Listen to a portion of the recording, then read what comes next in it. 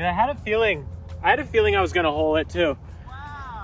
One of the best pieces of advice I can give anyone when it comes to playing their best golf at a new golf course, or realistically any golf course in general, is to play the ball flight off the tee you're the most comfortable with. Now, a lot of people will try to hit draws, cuts, try to hit the quote unquote correct shot, and that's just going to get them in trouble. Hit the golf shot that you're most comfortable with, especially off the tee. And take myself for an example. You have the entire earth left to miss it. The only place you can't really hit it is right into the houses. And for me, I realistically only hit left to right cuts with my driver.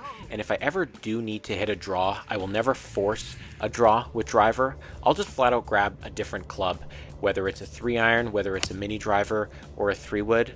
You just won't see me hitting too many draws with driver, and a lot of tour pros have the same sentiments. Dustin Johnson famously pretty much only hit a left to right ball flight off the tee and never really wavered from that, and he's one of the best drivers in the world. In fact, if you look at a lot of PGA Tour players, you won't see them hitting it both ways. Obviously, if they have to, they do have the requisite skill set to be able to shape it either way, but off the tee, they're primarily hitting one ball flight. And throughout the course of this round, I'm going to kind of bounce back and forth with stuff that's happening live and stuff that kind of I want to bring up. And we're going to take this hole, for example. I ended up hitting a mini driver here, hence the right to left ball flight. I've never played this golf course before, and realistically, although I hit a great tee shot, I shouldn't have hit mini driver here just because the landing zone is so tight, a lot tighter than I realized. And I wasn't really sure, but I'm very comfortable hitting mini driver, so I did hit it. But if I were to play this again, I would definitely hit a 3-iron here, have something maybe like in the realm of like 150 yards in, which, you know, I'm still a good ball striker. I can definitely get that on the green, if not somewhat close. But realistically here, you want to leave yourself in the widest part of the fairway, whether that's with driver, whether that's with iron. But you really don't want to try to hit it where the narrowest part is, just because your margin for error is a lot higher. So if you're not sure of the golf course, there's no shame in hitting less than driver. Now here, I realistically absolutely could have hit a driver, but I had no idea. It was a blind shot up into the fairway, so I had no clue. It's only 366 yards, so in the back of my head, knowing if I hit a shot that goes like, 240 to like 260 with an iron, I can still hit a 9-iron or a pitching wedge into the screen, and that's exactly what I did. Now, I am here in the desert in Mesquite, Nevada, on an influencer trip, which was actually quite cool. I'll explain kind of how the dynamics of that work in a little bit. But here, again, if I can get myself to that 150-yard mark, I know it's a pitching wedge or a 9-iron, and I can kind of get myself somewhat close to the green. Now, this hole was terrifying. This is one of the most beautiful holes on the trip, but that's the beauty about being comfortable hitting a left to right ball flight. I can aim up the left side and scream it over. And speaking of screaming it over, I piped this shot off the trees. It almost bounces back on the green. It's kind of funny. I posted this reel to Instagram and everyone was saying I was faking it and all that stuff, but the thing I don't quite understand, especially when it comes to me, is if I were to fake it, why would I not just post myself hitting a better shot, like drop a ball and hit another one? Instead, I posted this, which is me chunking a 60-degree. I realistically should have putted it, but there were a couple bumps in front of there, and this is kind of the bad thing about having a mini driver in the bag and not having a 3-wood or even a hybrid in the bag, is I could have just bumped it with that, and the extra little bit of loft a wood and hybrid have compared to a putter is it's gonna launch a little bit off the face, which is going to basically not be affected by those bumps and stuff that are the first couple feet of in front of you when you're putting. But if you were to putt that, putters typically have like 0 to 4 degrees, so the ball is going to be rolling a lot quicker, so you're more susceptible to hitting those kind of bumps and stuff. So that's why you see people hit hybrids and 3-woods every now and then. I shouldn't have hit a wedge. That was a stupid thing on my part, and I realistically should have made a bogey, but I made a decent 2-putt, even though I hit my first putt like 5 feet wide. But that's another theme here, unfortunately, is ball striking is my strength, but putting is unfortunately a weakness. And if you watch my bad putts compared to my good putts, you're going to see my bad putts, especially on longer putts, my backstroke length is so short and my through stroke is so long. I feel like this is a pretty good example of a good putt here. If you could see, my backstroke and my through stroke were relatively similar. Ideally, in a perfect world, my backstroke is slightly longer than my through stroke.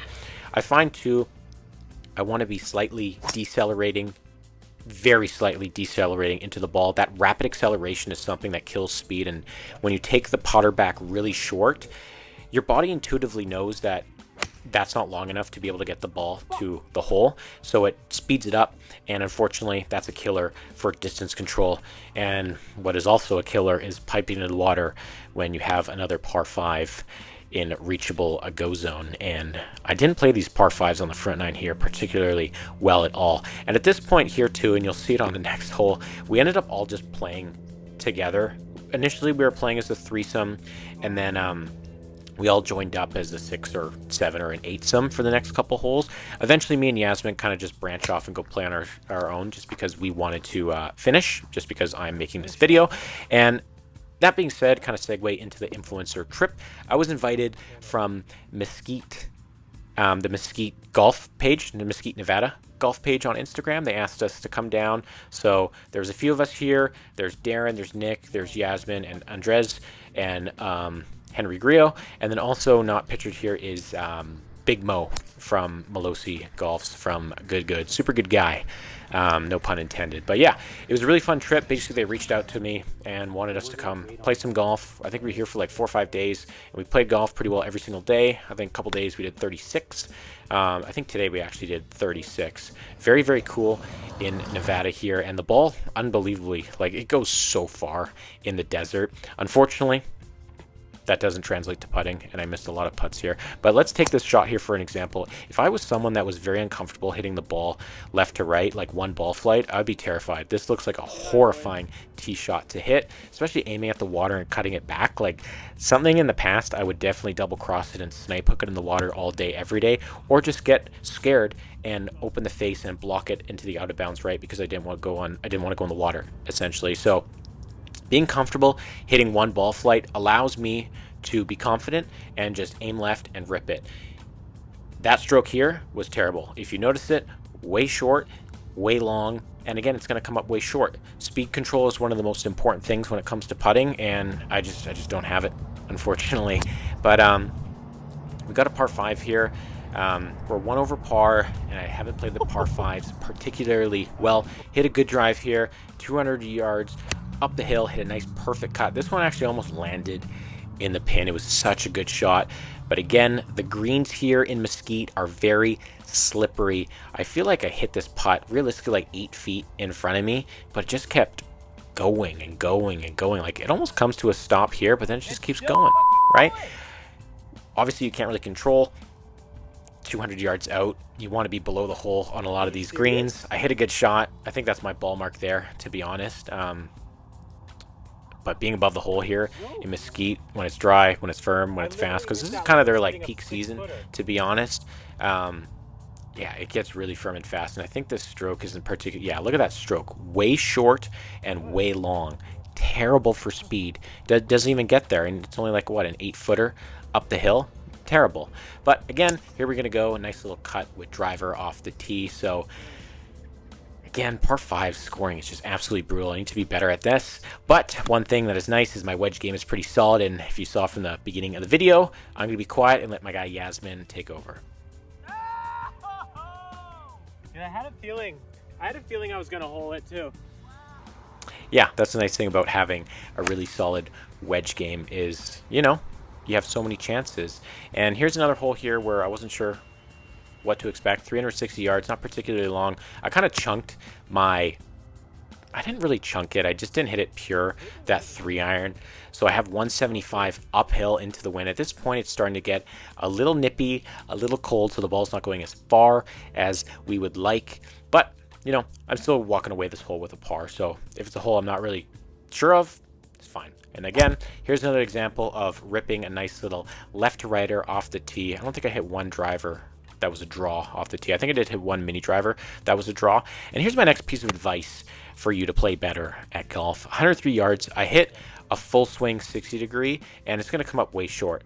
Never hit full wedges. Take more club, flight it down, just do anything but hitting it full. It's very difficult to have good distance control when you're doing these full wedges. You could see Rory McIlroy has always struggled with his wedges because he's so fast. You see him hitting a lot of full shots.